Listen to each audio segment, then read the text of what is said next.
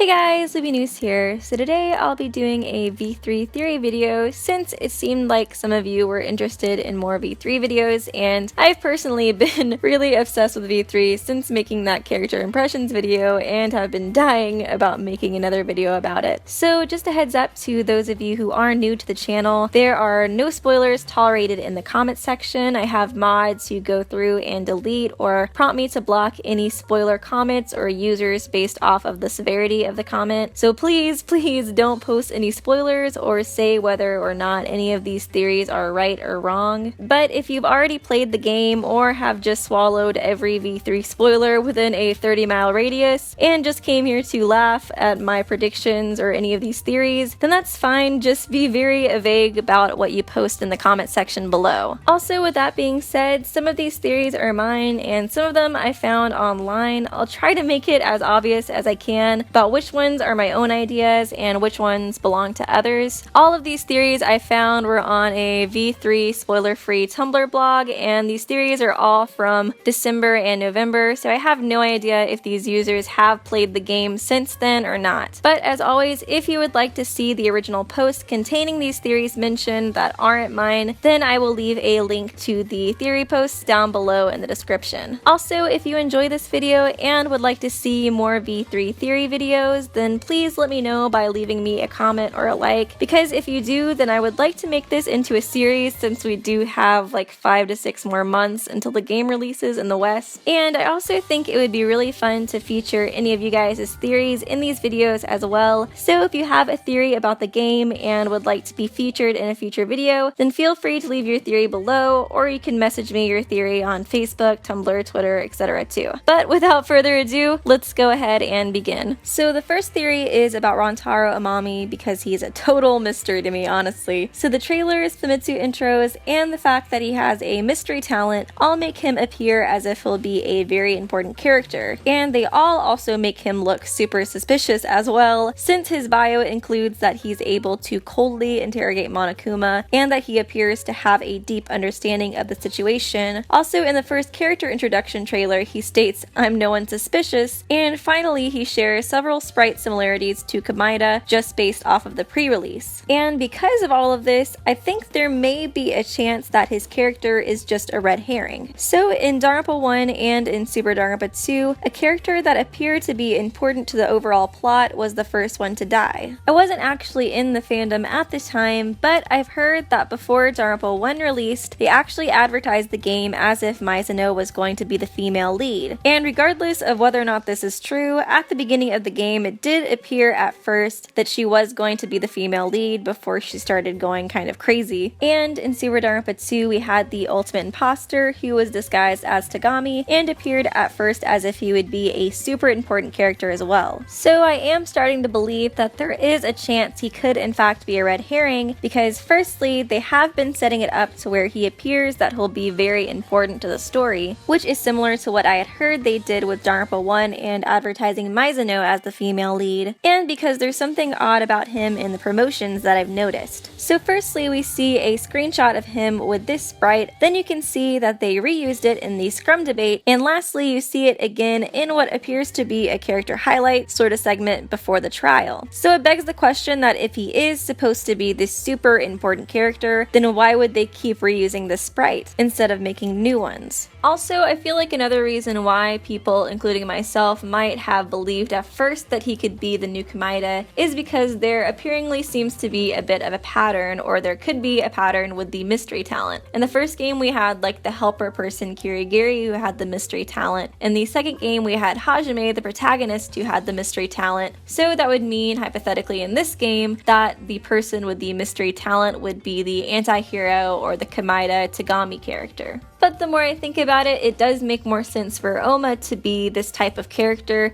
since there's that new lie mechanic and truth versus lies seems to be a pretty big theme in this game, and it would make sense that somebody who embodies lies and admits to lying so much would be the anti-hero or the antagonistic type of character. But I could also be entirely overthinking this, because a while back, I think it was right before I went on hiatus, I thought I remembered seeing someone point out that in one of the trailers, it looked looks as if the space he's supposed to be occupying is empty. And this is the case based on another screenshot where it appears that he's supposed to be right next to Kaede. But in several other screenshots, you can see that the characters are aligned differently and that it's actually supposed to be Ganta who is next to Kaede instead. So you could interpret this that it's supposed to mean that Ganta is the first to die instead. Honestly, I think this whole situation is a great example of Spike Chunsoft screwing with us. Overall, I think Amami is either going to be the first victim or he's going to be a super vital role into the overall plot. And I still lean towards the latter even after saying all of this, but that might just be hopeful thinking on my part. Let me know what you guys think about this whole situation in the comment section below. The next theory I'm going to talk about is by the Tumblr user HelloFriend304. The gist of the theory is that they predicted that Ouma could have a severe mental disorder because his outfit resembles that of a straitjacket. They also theorized that he may in fact be lying about his talent being the ultimate leader, since his behavior doesn't resemble that of a leader at all. Because he's rude and lies frequently, it makes it hard for people to trust him, and these attributes are quite opposite of what a normal person would assume an ultimate leader would be like. They also point out that it looks like there's the end of a broken chain underneath his scarf leading to his neck. They state that they think he could have been enslaved like Komaeda or something along those lines, and that he made up the leader talent because it was the most appealing to him since it's the opposite of being a slave. I personally theorize that if his outfit is in fact a straitjacket and if he does have a chain around his neck, then maybe he was perceived to be so dangerous by the mental asylum that he was in that they felt the need to use both a straitjacket and a chain to keep him away from the other patients. I also went and did a little bit of research on excessive lying and what that could imply about someone. The first thing I saw was that there is a slight difference between compulsive liars and pathological liars. Both fabricate events and facts repeatedly, but pathological liars do it more so with a motive in mind. They lie in order to gain attention, to appear more admirable or helpless than they actually are.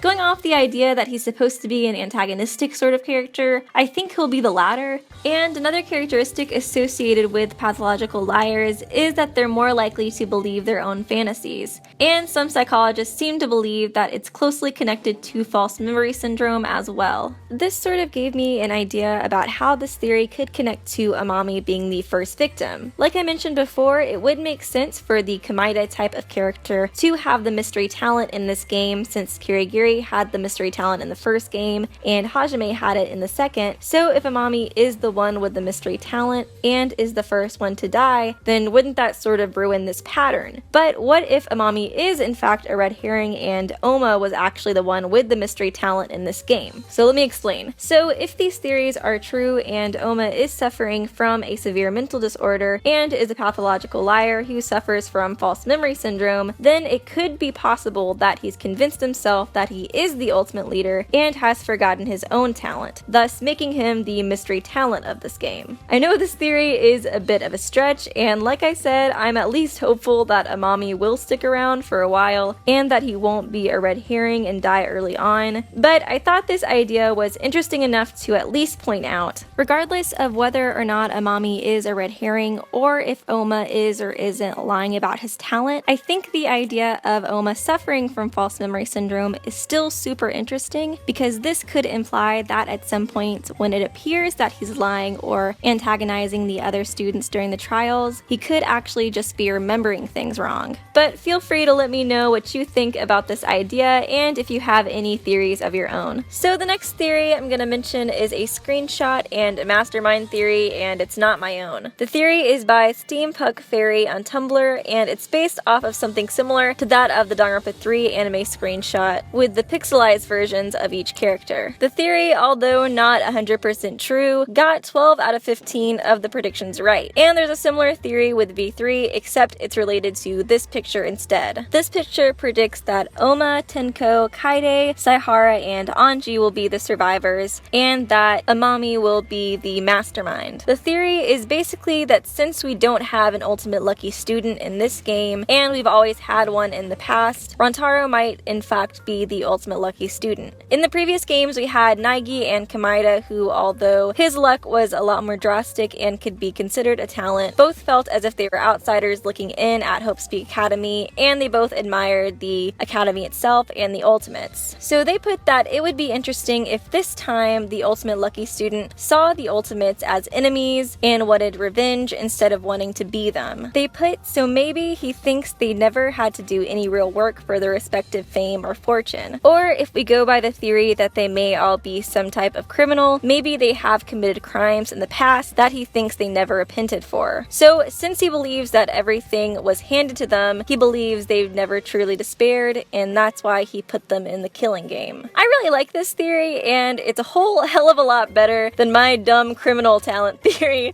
I really couldn't think of anything. But like I said before, I'm really torn on this character. I feel like he's either going to be the first victim, or he's just going to be super important to the plot, and there's not really an in-between. Lastly, I'd like to talk about some of these screenshots of Kaede. Since I mentioned in my last V3 video, I try to give my speculation on them. Honestly, I don't think I can really come up with a strong theory for any of these just based off of what I know from the trailers and the Famitsu intros. I looked at this shot for a while and I was trying to come up with a theory as to how this could mean that Kaede is found guilty in the 4th trial, because 8 characters are illuminated in this, implying that they might be the survivors up to this point. But I noticed that this alignment is really just set up in the order of how everyone is set in the trials, with every other character illuminated, so I think this whole bit is just an artistic choice and more than likely doesn't mean anything. Next, I want to talk about this shot, and honestly, I think it could be something as crazy as Kaede downloading Junko's AI, to something as unimportant as it could just be her getting her memory wiped before the killing game, since I assume that everyone will be getting their memory erased before this killing game, just like the last 2 games. But like I said, I don't think there's a good solid theory you can really come up with regarding these based solely off the trailers and the Famitsu intros. I honestly stared at these for a while and could not come up with anything, but if you feel like you have a good theory regarding them, then feel free to share it below. But this will conclude my video. I hope you guys enjoyed. Please let me know if you would like to see more of these videos. As for my next video, I do plan on doing another character analysis video. As for who it'll be on, I'm pretty sure it'll be on Kazuichi, but I do plan on going through all the comments and sorting through all the requests, since I did see a wide variety of different characters in the past couple of weeks. So feel free to vote on which character you would like to see next for that as well. But anyways, I hope you guys enjoyed. Like I said before, feel free to leave your own theories in the comment section, especially if you would like to be featured on one of these videos in the future, and I will see you guys real soon. Subscribe to Weedy News for more hope-filled videos.